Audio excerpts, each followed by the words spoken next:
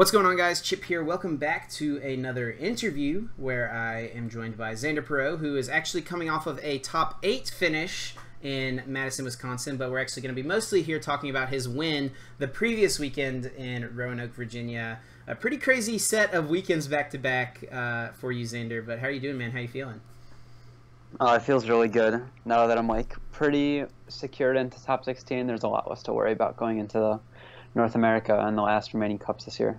Yeah, for sure. Definitely feels like probably a little bit of relief, not having to stress about it as much, but I'm sure you'll still do your best at these tournaments as we move forward. We're gonna, like I said, mostly be talking about Virginia. I'm hopefully gonna be able to interview Igor later on this week and Will Mantho about Buzzwole in Standard. But I do want to talk about your top 8 this past weekend if you just want to kind of briefly talk about that. But heading into, I've got your list to pull up right here. Also, I'm using pictures of Xander's list because PTCGO is down right now, so the glare that is in this picture you can blame Xander for, not me. But yeah, my bad. All good. So yeah, this is the standard list here that you used with the 3 baby Buzzwole. We saw lots of people using this to success. Obviously, Igor won with it. You got top 8 with it as well with Joe Rudiker. And Michael Pramlott bubbled it 9th, I know, and then just a ton of other people played it in the day 2 field. So where did the kind of idea for this 3 baby Buzzwole come from? What are your thoughts there? So I didn't originate the idea. I think what happened is that all of the good players hopped on it at once.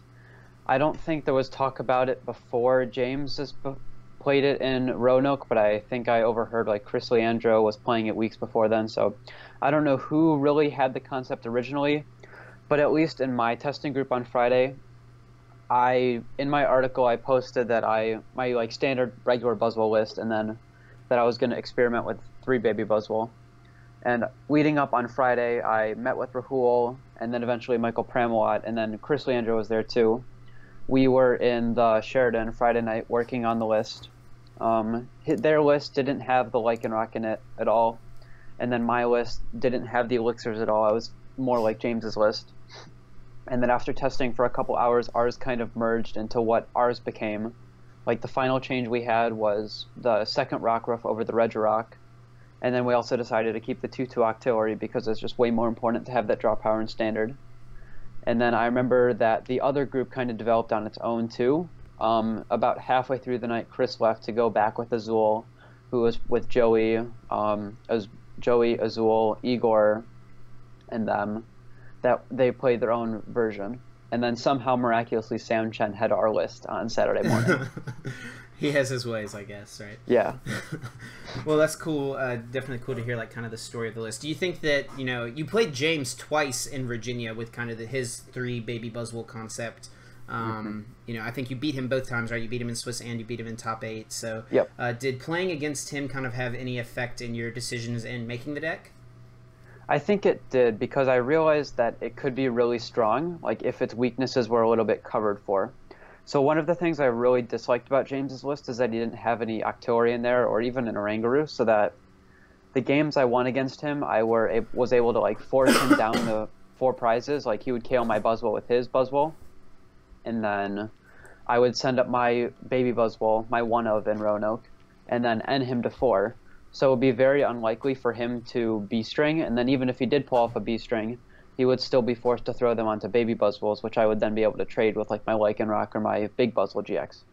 So in Expanded, I felt that James's list had a couple of weaknesses with no Octillery, and then it was really just the goal was to figure out how to alleviate those in Standard, by adding the Octillery, and then also figuring out a game plan, because one thing James did is he would always go aggressive with the GX in the beginning.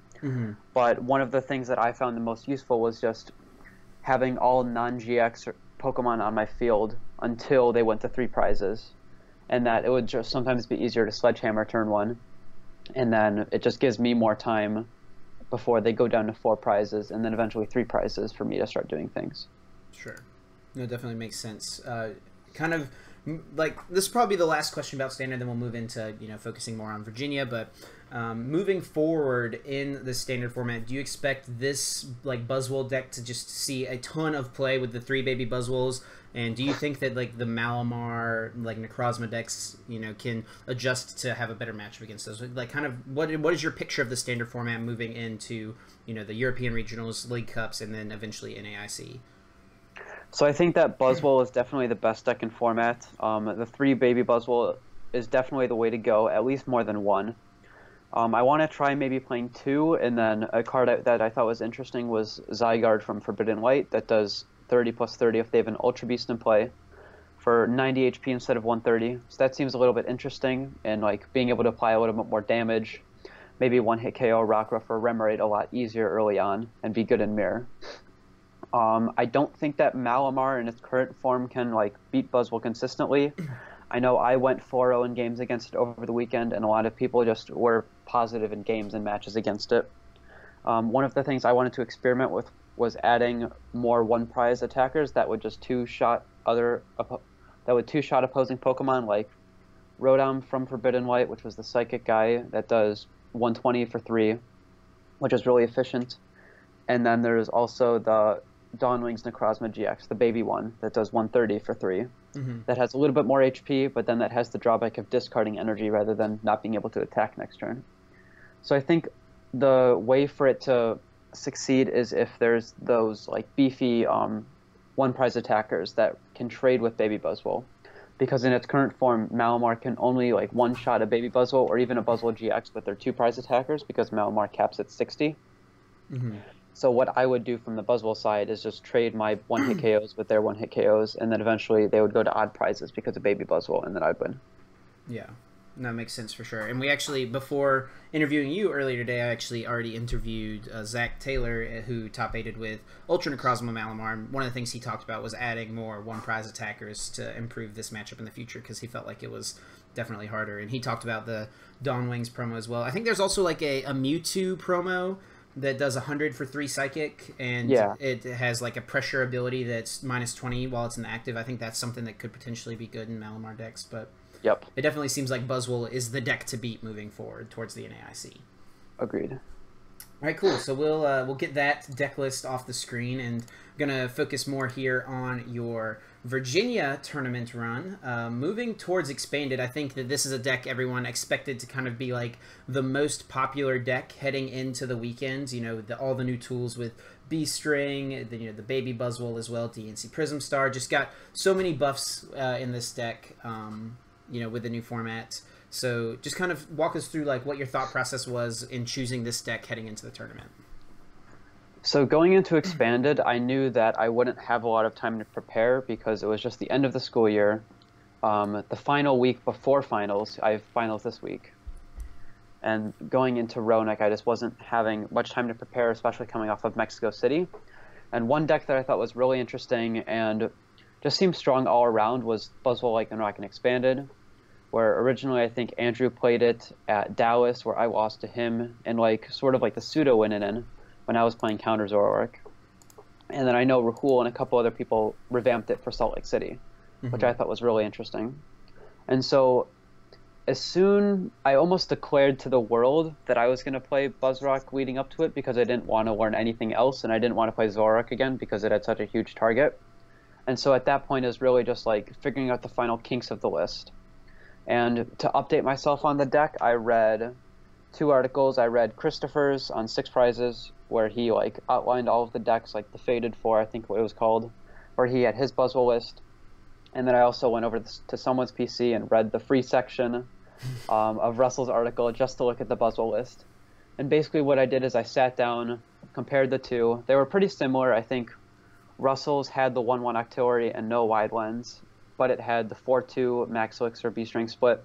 But Christopher's had the wide lens, the 1/1 Octillery, and or the 2/1 Octillery, and then the 3/3 B-String Max Elixir split. So I really just took both parts of the list that I liked and just mixed them together into what I thought would be a good call with like 3 Max Elixir, 3 B-String, no wide lens because Mr. Mime was just going to be popular anyways. And then from there, I just wanted to see how far I could take the list. Yeah, for sure. So looking at the list, we see the 2/2 Lycanroc, the 1/1 Octillery, the 1 Baby Buzz, the 3 Buzzwole GX, and then the 3/3 split on the Max Elixirs and the B Strings. I think are kind of like the standout card choices, I would say. So you kind of talked about, you know, most of those decisions there, but what led to the 2/2 Lycanroc and the 1/1 Remoraid Octillery line? Do you think? I feel like that's a lineup that could have been switched either way, potentially like a 1/1 Lycanroc and 2/2 Octillery for more consistency. Did you just really value Lycanroc heading into the tournament? So I'd be lying if I said I put any more thought into the Lycanroc Octillery split other than like the articles. I think maybe the difference here is that I switched that and went to 2/2 Octillery and 1/1 or like 2/1 Lycanroc next for standard. But I think Lycanroc was really important just because Bloodthirsty Eyes is so much better and expanded for getting Jet Punch math on Zorlas, because it's really important to cripple the Zorlas early on so that if they do evolve into Foul Play, then it's a lot more difficult for them to get cards because that's one less Zoroark GX on the field. Sure. And then also I just thought that in Expanded, there's so much more draw power or like search power with Karina, and then there's more draw power with Colress, so that there's less of a need for Octillery, because in Standard you'd really need both Octillery in case one dies because there's less good draw supporters. But in Expanded with the extra 2 with the Karina, then it's a lot easier to find the B strings and then also to set up your Pokemon early on in the game. No, it makes sense for sure. And then the last thing I want to ask about the list before we hop into kind of the tournament rundown for Virginia is the A-Spec of choice. We saw you went with Scramble Switch. I think that's kind of been the go-to for most Buzzwole decks throughout the season. I think Andrew, when he got 9th in Dallas, played Computer Search maybe, but I think Rahul and Pram, who got top 32 in Utah, both played Scramble Switch. Was there ever like a debate between A-Specs, or were you kind of set on Scramble Switch from the start? No, I was pretty set on Scramble Switch after talking about it with Rahul, and then also seeing that both Christopher and Russell were in agreement that it was the better A-Spec. It just seemed to offer the deck more value and like potential, like burst potential. Like I know one of the counters to Buzzwole and Expanded is just playing around where they place their energy. So if I Elixir once to like a Rock Ruff, it's really good to target that down. And then same thing if I attach and attack with Sledgehammer, then that energy is relatively dead on the Buzzwole because it's just weak compared to Buzzwole GX. Like my opponents could kill my Buzzwole GX on the bench or like the Lycanroc that was more of a threat, and then my Buzzwole would just be useless. So the Scramble Switch allowed me to use Lycanroc better, take energies off of the baby Buzzwole, and then even load up Dangerous Rogue quicker. Like you could B-String and then Scramble Switch to a Lycanroc. So it just provided the deck more options, and then with Computer Search there's really nothing to search for, because all of the items are searchable with Karina, and then the only things that would be worth searching for are like the strong energies or the beast energies, but at that point you could just run or search for tools instead. Sure. No, it makes sense, absolutely. And we saw Scramble Switch be absolutely vital to winning your finals game as well, which we'll talk about when we get to it. But, you know, that's all the questions I have about the list. So if you kind of just want to run us through what day one of Roanoke looked like for you, feel free. So round one, I played against Buzzwole Lycanroc. Sat down, just kind of not looking forward to a mirror because I didn't really know what I was doing. But both my opponent and I, we just kind of traded a little bit. He drew somewhat decently, but I drew better, I guess. I got more B strings off than him. And then I feel like I was able to just plan my attackers more accordingly. In round two against Alex Hill on stream, we had a good game one. I think he missed something at one point, and then in game two, I was just completely drawing dead. I had energies in my hand and like a Guzma, so I was taking prizes, but my board wasn't developed, and my Octillery was getting shut off by Hex Maniac, so I wasn't really able to play a lot of draw supporters, or I didn't play any draw supporters actually. And so then the game came down to whether I could like get Guzma on the final turn, but because I wasn't doing anything, I didn't have it. And then in game three, I just played an N or a Cynthia, or excuse me, N or a Chorus on the first turn for like 4, 5, 6 cards, and then just drew pass until I lost. In round three, I played against Donphan. That was a pretty easy 2-0. Round four, I played against Zoroark Eggs. It was pretty scary because I lost game one, and I was curious if like, is this matchup actually unfavored like everyone else was saying, even though I feel so confident in it. just because of fighting weakness, and then Sledgehammer is really strong. But then in games 2 and 3, I was able to like start doing things, and then able to like get Sledgehammer out when I needed to, and then also just evolve into Lycanroc and cripple his setup a lot. In round 5, I played against Quad Seismitoad.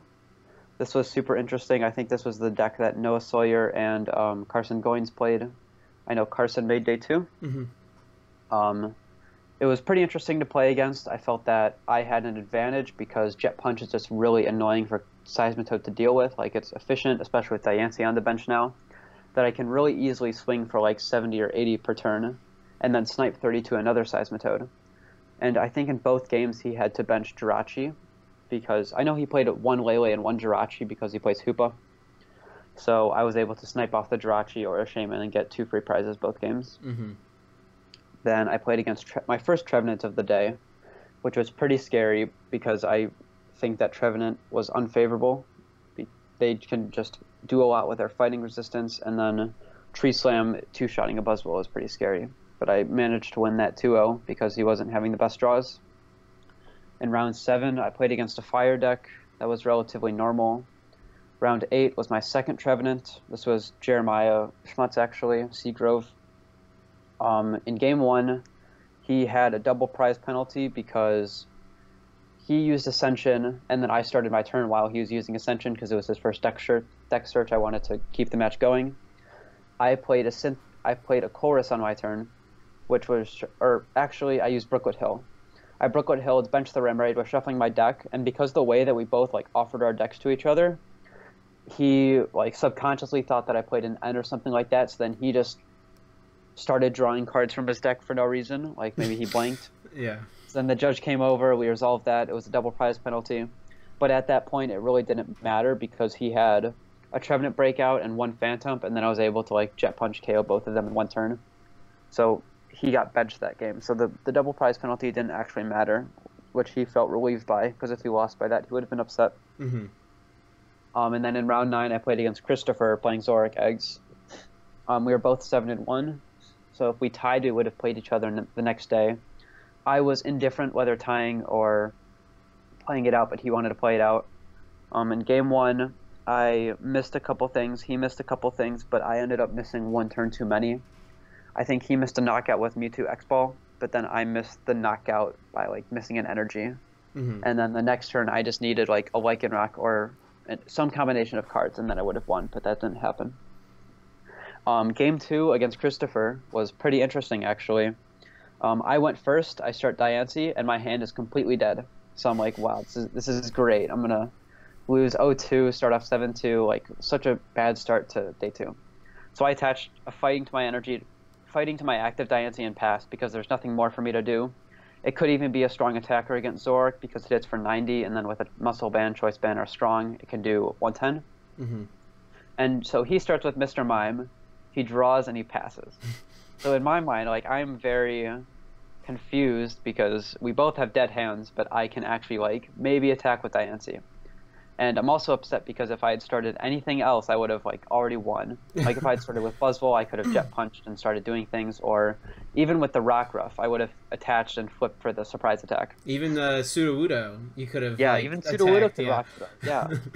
So Diancie was the absolute worst starter in my deck other than Remoraid. And so I then drew, I attached, and then passed. I didn't have another energy in my hand, so I was just waiting to draw the 3rd energy. And then he played a Puzzle of Time, maybe on that turn or the turn before, for a Battle Compressor. Or he put the Battle Compressor on top. And eventually, once he played it in the following turn, I was really upset because, like, oh, he Battle Compressor away Bridget, Egg. He has the Versus Seeker, and then he can just play Bridget, and then he probably has a Zorak GX in his hand, and then my Diancie will die in 2 turns. But then he passed after playing the Battle Compressor. And then I top decked an energy, and I used Diamond Storm to knock out his Mr. Mime. Mm-hmm. Oh, he didn't want to put an egg on the bench, I guess? No. He decided not to. Okay. If he had put an egg on the bench, it wouldn't have really done anything. Right. Like maybe he had drawn a card off of his top that would have been useful, but he still wouldn't have had any attacker on the board. And then I would have KO'd his egg next turn, gone down to 4 prizes, and then probably had a supporter or another Pokemon by then. Yeah. And then game 3 was relatively standard. He wasn't drawing very well, though. I think I KO'd something with a Lycanroc really early, like with a Dangerous Rogue, and he couldn't respond. And it was like a 6-0 sweep because I got him before he started going. Mm-hmm. And then in day 2, I played against Buzzrock round 1. Game 1 was pretty smooth. Game 2 was less smooth, and Game 3 was even less smooth. But Game 3 didn't finish, so it was a tie. In round 11, I played against Anthony, who was also playing Buzzrock. Round 10 was Isaac, who got top 4. Mm-hmm. And this was pretty unfortunate for Anthony because he was just draw passing in both games. I think he prized his Waylay in one of them, so he had to Ultra Ball for Remoraid. And then I was able to KO that on the second turn. So it was pretty unfortunate games for him. Then I played against Jeremiah again in round 12. At this point, I was 9-1-1 because I tied round 10. Mm-hmm. And in this game, he just got completely set up. There was nothing I could do. I didn't get the Muscle Band early down early, so that my Jet Punch was only doing like 50, maybe 30 damage instead of the usual 50 to 70 with a Strong in the Muscle Band Diancie. So I just got rolled over in both of those games. There was a point where I could have maybe won game 1 because he was like making a couple of suboptimal plays with his energy attachments. Like he chose to attach an energy to his bench Trevenant, even though he could have attached one to his active and then Tree Slam for like 4 prizes, and then one with Silent Fear on the next turn with the other Trevenant. But then he chose to like attach to the bench and then give me an opportunity, but I needed too much and it didn't happen. Mm-hmm. And then going into round 13, I needed to win this round and then tie to be safe, or if I had lost this round, then I would have needed to win round 14 to be on the bubble. Mm-hmm. And so I played against James on stream in round 13, and I was a little scared because talking with Christopher, he lost to him earlier that day, and I was curious, like, how does this fighting box work? Like, how does this quad baby Buzzwole work? We later found out that he was only playing 3, but Christopher thought he played 4. Yeah. And then on stream, I realized that his goal was to get me to KO his GX early, and then he would go down to 4 prizes, or I would go down to 4 prizes, excuse me, and then go down to 3 because he wouldn't have any more on the board. And I think once I discovered that, then I really was able to capitalize on that and then play around that. And then going into round 14, I was against Ryan. We ID'd. And then I was lucky enough to play against James in top 8, and then that was a pretty quick 2-0 because I figured out this because I figured out a good strategy against it. Yeah, sure. And then in top 4, I played against Ryan again, which was sort of quick. I know in game 1 I was really surprised because there was a Mewtwo and a Mew, Mm-hmm. and like lots of choice bands to be just trading very efficiently. But I was able to Lycanroc, Dangerous Rogue to win at one point, like on a Zoroark GX, and then I was able to trade efficiently with the Mewtwo or the Mew just by like getting a good V-string turn. Mm-hmm.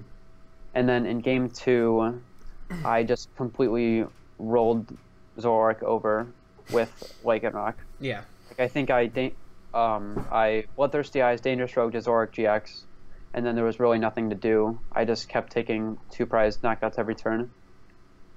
And then in the finals against Wayward, I don't think there's any way I can explain this better than like just to rewatch the video. But in game 1, I decided that it was worth it to just start jet punching as soon as he had the Plumeria because it would just sit on my bench anyways, and he had the Beach in play, and I didn't have a way to replace it, so I would just be wasting time. So at least by using jet punch, I would maybe force him to use a couple max potion, which did happen. And then I was able to finally get the first prize with Absorption GX, which is nice. And then I realized that I needed to either take a KO with the Guzma Lycanroc combo or with the Scramble Switch. So my next 2 prizes came from the Scramble Switch. And then the final prize, like with my final 3 energies, I was able to Jet Punch for 70-30. And then the Wailord still had 40 on it. And then I was able to Guzma Lycanroc and then Knuckle Impact for 210 with a Strong and Diancie and the Muscle Band. So that was really close game. Could have very easily lost that if like my Super Rod had been milled or if I had just not gotten Strong on the final turn. So it was pretty lucky to win that game 1. I wasn't really expecting to win game 1. The goal was to just draw it out as long as possible and then go to game 2 sudden death. Yeah. Well, you ended up getting there, and winning game one against Waylord in Top Cut just automatically means you win the set because they're not going to be able to mill you out twice. So I can imagine after that first game was finished, you were kind of like, okay, I'm a regional champion now. So yeah, so that's got to be a cool feeling. Well, congratulations, man! Definitely awesome. 2 regionals this season. 1 in standard, 1 in expanded. You're one of now 4 players to do that. Yourself, Michael Pramawat, Ryan Sablehouse, and Igor Costa have also, pulled that accomplishment off, and now Igor winning his 3rd regionals this season as well. That's a pretty crazy list of players to have your name included on a list with. Michael and Igor and Ryan, I would say, are all considered some of the greats all time of the game. So how does that feel? Being just a second-year master, to have your name thrown up there with some great players like that. I mean, it's pretty humbling. Like, I didn't think that going into Masters I would have this much of an opportunity to prove myself, like, especially last year. Mm-hmm. It was my first year. I was able to go out of the tournaments because of my parents, like, staffing, so that was really nice. Yeah. And then once I did win Dallas, I felt like, hey, maybe I can compete at the level, and then really just, like, dedicating myself and practicing, staying updated, and then really like getting over the mindset that like there is no hurdle holding me back other than like my mindset, and then just from there like doing well at tournaments. And I think maybe I can keep improving like up to the point where Azul, Igor, Pram are like up in the Azul's like past 2,000 points now, and I'm still sitting at like a measly 1380. So hopefully I can get there at one point, but I would need to do more travel than I'm already doing. Like I would have needed to get points at London when I missed. I would have needed to go to Australia, and then even go to the other 3 regionals that I skipped. So I'm glad that in what I've been able to go to, not saying that what I've been able to go to is a small amount. I've been going everywhere. But I'm glad that I've been able to succeed in how I've been doing, and then hopefully continue to succeed and improve further. Yeah, for sure. And I think you're definitely in a great spot. You've become a really great player these past 2 years. Like, I know you've been playing for a long time, but you've really proved yourself here in the Masters division, with 3 regionals wins now, getting top 4 at Worlds in your first year as a Masters. And it's pretty impressive. Like you say a measly 1380 as far as championship points go, but that's really impressive, especially considering no points from internationals yet. And I have 200 from Brazil. Oh, sorry, that's right. So, but still, either way, with 2 regionals wins and missing a couple of regionals as well, still pretty solid stuff. So, congratulations, Xander. It's really cool to see your success, and I'm excited to see how your success continues in the Pokemon TCG. And maybe someday, whenever I'm interviewing someone else and they get their name up on a list with Xander, I will get to say, it's really cool to see your name up on a list with Xander Pro. So. Congrats, man, and good luck. Guys, I'm going to give you a chance here. If there's any questions from anyone in the Twitch chat, feel free to put them in chat now, and I'll ask them as they come in. But kind of moving forward, we don't have any more expanded tournaments this season, but it has been announced that expanded next season will remain to be black and white onwards. I know we'll have at least one more set by the time a new expanded regionals comes around. But looking at Buzzwole moving forward and expanded, do you think that it's still going to remain a very, very strong choice? Yeah, I think that the deck itself will be really strong. And the only thing that would deter it is if Trevenant and Night March stay popular. Because I know a couple of good players played that in Roanoke, like in order to counter the Buzzwole instead of joining the Buzzwoles. Whereas like I know Michael Pramawat played Night March. And I think if those decks continue to be played, like if there's more Trevenant and if there's more Night March, then there's really not a spot for Buzzwole. Just like how even though it's good against everything and compete against everything, it really can't compete against Night March, and then Trevenant is still like unfavorable. So it really depends on how the meta shifts to see where Buzzwole is. Because like in standard, like Buzzwole is really strong as a deck, but then there's always, at least in expanded, there's always an archetype that can counter it because it's more efficient or doesn't really feel bad at the Jet Punch damage. All right, we got a couple of questions coming in here. First one here is, why 3 strongs instead of 4? This was before we decided to try the 4 strong in the Beast Energy. I think in expanded there was just less space for us to experiment with, and that the chip damage doesn't really matter from the strongs. I know shifting to standard we included the 4th strong because it's really important for the baby Buzzwoles to be doing a good amount of damage, and then it's also nice to remove any heads you would need to flip on swing around. Yeah. But I think that going back, I wouldn't add the 4th strong just because there was less space because of Karina and also because of Scramble Switch and then the necessity of Sudowoodo. For sure. And then another question coming in here is, what were some of the math reasonings behind including behind the 2-1 split of Muscle Band and Choice Band? I felt that Muscle Band is way more important to have and expanded just for KOing baby Pokemon. Like Mr. Mime is really important, Trubbish is really important, Phantom, Trevenant, those are all really important. Rockruff's important, Remraid's important. Mm-hmm. Just in general, it's more important to be able to do that 20 damage early on to KO a Pokemon than the potential 10. So I know what I would try and do is I would try and use the Muscle Band earlier on and save the Choice Band in case I would need it for like the Sledgehammer turn. So I think really just the variety of decks I was playing against made Muscle Band better than Choice Band.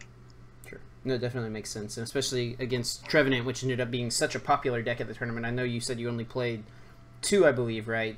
Seagrove twice. Yeah, so Seagrove twice, and then 1 more on day 1. So yeah, 3. so I'm sure that it was definitely really crucial to have it for that matchup specifically, which is a matchup that can definitely run away from you without it, I'm sure. Yes. So also one last question here. Looking back at the tournament, after having played with 3 Baby Buzzwole in Standard, do you think you would maybe try to shift your expanded Buzzwole deck to be more like the Standard deck, maybe like a combination between your Standard deck and the deck that James played to a top 8? Yeah, I think I definitely would. I would definitely take out the 3rd Buzzwole GX for a 2nd Baby Buzzwole.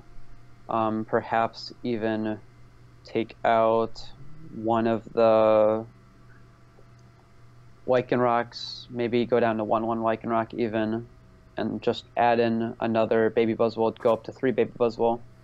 But I think the difference is that there's really nothing threatening as much to Buzzwole in Expanded as there is in Standard, where you need the Baby Buzzwoles more. Like, I would see the shift maybe for Mirror Match is where the Baby Buzzwoles are really good in, but it doesn't really solve the issues with Night March and actually makes your issues against Trevenant worse.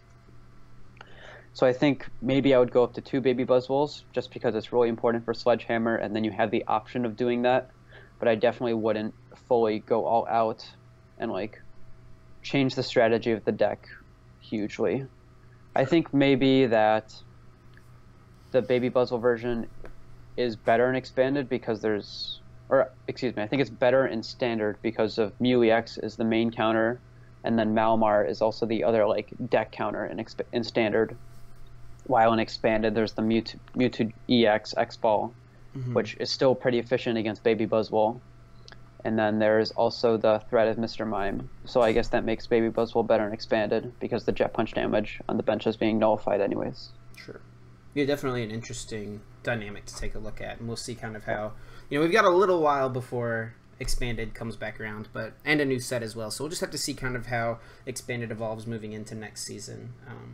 But that is all I have for you, Xander. I'm going to give you a chance here at the end if you want to do any sort of shout-outs, any sort of plugs, anything like that. Feel free. The floor is yours. So, yeah, as always, shout out to Six Prizes for being the site I write for and just the people there just helping each other out. I know talking with Christopher before and Alex before is always really helpful. We just bounce ideas off of each other. I guess especially thanks to Christopher's article and Russell's article. Those were like the main basis for the list, and that I don't take any credit in building the list. I really just played it and then hit the good matchups, hit the right luck, and won the tournament with it. Mm-hmm. And then also for Madison, props to Pram and Rahul and Chris and Peter for all of us and Retzloff too, for all of us just working on the deck. I know Reagan made top cut in seniors with it too. So it's really just successful groups of people working together to foster a good list. Sure. Well, congrats once again, man, on all of your success, and I'm excited to see where you move forward in the Pokemon TCG. So thanks for coming on, man. Guys, definitely, if you're watching this on YouTube after the fact, be sure to check out links to Xander's articles down below. I think he's a great writer, so definitely give his articles a read if you're a subscriber to Six Prizes. And thank you guys so much for watching. This was streamed live over on Twitch, so if you want a chance to catch these interviews and other, stuff that I do on Twitch live, you can follow me on Twitch, twitch.tv/TrainerChip. And that is going to do it for us. Thank you guys so much for watching, and until next time, Take care.